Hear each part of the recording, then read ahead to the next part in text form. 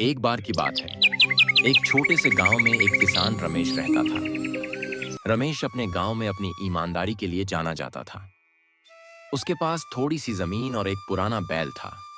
वह अपनी मेहनत और सच्चाई के बल पर अपने परिवार का पालन पोषण करता था। रमेश, आज फसल बेचने के लिए मंडी जाना है। ध्यान रखना कि सही कीमत मिले। हमारे पास पहले ही बहुत कम बचत है। चिंता मत करो सुनीता, मैं हमेशा सही दाम पर ही बेचता हूँ। मुझे किसी की चीज को ठगने का शौक नहीं है।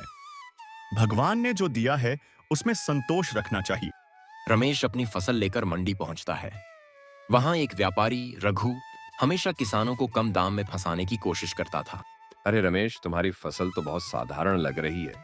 इससे ज्यादा दाम नहीं मिलेगा। मैं तुम्हें बस 500 रुपए दे सकता हूँ। रघु भाई, मेरी फसल अच्छी गुणवत्ता की है। बाजार में इसका सही दाम 1000 रुपए होना चाहिए। इतना कोई नहीं देगा।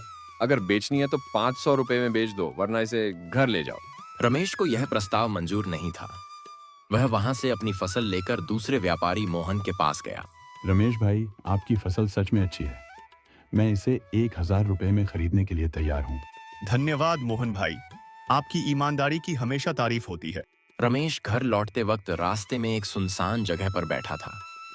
तभी उसने देखा कि एक चमचमाता हुआ बटुआ सड़क पर पड़ा है। उसने बटुआ उठाया और उसे खोला। उसमें पैसे और कुछ कागजात थे। यह किसी का कीमती सामान लगता है, इसे वापस लौटाना चाहिए। रमेश ने बटुए में रखे कागजात देखे और उसमें मालिक का पता ढूंढ लिया। वह पता पूछते पूछते शहर के एक बड़े व्यापारी सुरेश के घर पहुंचा।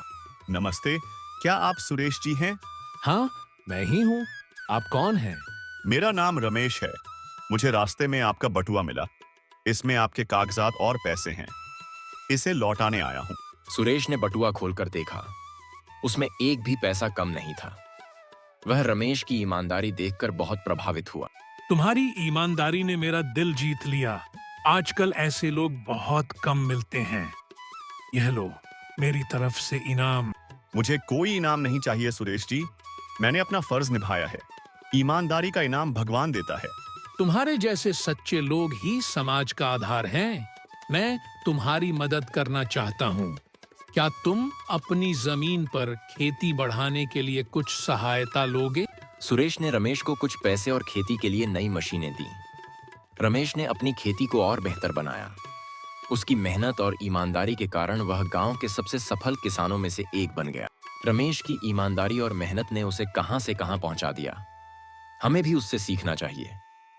रमेश ने पूरे गांव में यह संदेश फैलाया कि सच्चाई और ईमानदारी से बड़ी कोई पूंजी नहीं है।